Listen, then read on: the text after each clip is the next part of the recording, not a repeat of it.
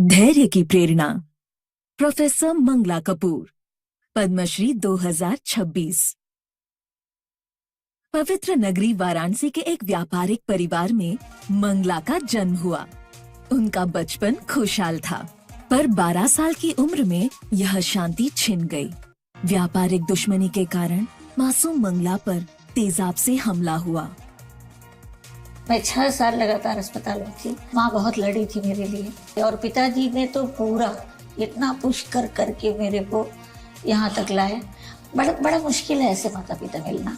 मैं हमेशा यहाँ से यहाँ तक एक कपड़ा पूरा ढक के निकलती थी, कोई मुझे पूरा न देखे।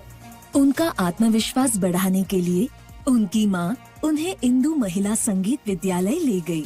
माँ ने बताया आपको कि इसको सितार सिखाने के लिए लाई हूँ, तो बोले अच्छा इसको बोलो गाना गाओ। अब मैं कपड़ा हटा ही नहीं रही थी। माँ ने वही मुझे एक थप्पड़ मारा और बोली कपड़ा हटाओ, गाना गाओ।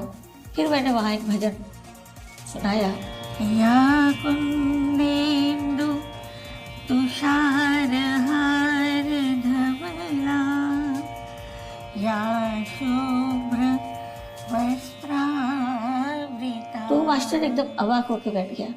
बोले कि इतना अच्छा तो हमारे यहाँ जितना लड़की है अभी उसमें से कोई भी इतना अच्छा नहीं गाता, तो तुम इसको सितार क्यों सिखा रही हो, इसको गाना सिखाओ।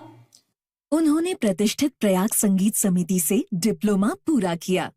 मंगला के लिए आत्मनिर्भर होना जरूरी हो गया था, इसलिए उन्होंने बच्चों को गायन सिखाना शुरू किया और अंततः बनारस म्यूजिक कॉलेज से संगीत में बैचलर में दाखिला लिया।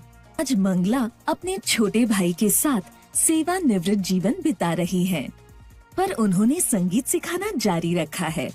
अपने फाउंडेशन के जरिए दिव्यांग बच्चों का हौसला और आत्मविश्वास बढ़ाने में रमी हुई हैं। प्रोफेसर मंगला कपूर, पद्मश्री 2026। कोटि कोटि नमस्कार।